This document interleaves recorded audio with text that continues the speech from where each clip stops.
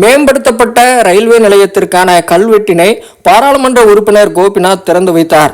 நிகழ்ச்சி தொடங்கி நீண்ட நேரத்திற்கு பிறகு பாராளுமன்ற உறுப்பினர் கோபிநாத் வருகை தந்து நிகழ்ச்சிக்கான கல்வெட்டினை திறந்து வைத்தார். இதனால் ஆவேசமடைந்த பாஜக பொதுக்குழு உறுப்பினர்கள் திரு நரேந்திரன், திரு நரசிம்மன் ஆகியோர் கடும் எதிர்ப்பு தெரிவித்தனர். நீண்ட நேரமாக தாங்கள் காத்து கொண்டிருப்பதாகவும், ஆனால் எங்களை விட்டுவிட்டு காலதாமதமாக வந்த காங்கிரஸ் கட்சியை சேர்ந்த கோபிநாத் அவர்களை வைத்து நிகழ்ச்சியினை தொடங்கியது கண்டனத்துக்குரியது.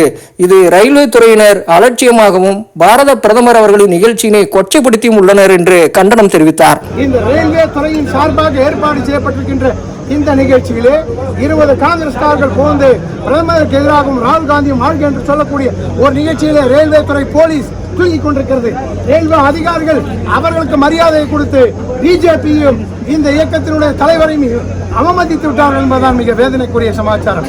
ஆக இந்த விழாவை நாங்கள் அத்தனை பேரும் வன்மையாக கண்டிக்கின்றோம். இனிமேல் இது போன்ற ரயில்வே விழாக்கள் ஏற்பாடு செய்தால் அவர்களை யார் வைத்துக் கொண்டு என்று செய்யட்டும். ஆனால் பாரத பிரதமர் நிகழ்ச்சி என்று வருகின்ற போது உண்மையிலேயே அந்த பணியில இருக்கக்கூடிய, அந்த பொறுப்பில் இருக்கக்கூடிய நபர்களுக்கு உரிமை கொடுக்க வேண்டும், உண்மையை கிடைக்க வேண்டும். அப்படி இல்லை என்று சொன்னால் இந்த நாட்டுக்கு செய்கின்ற மிகப்பெரிய துரோகம் என்பதை ரயில்வே துறை உணர வேண்டும்.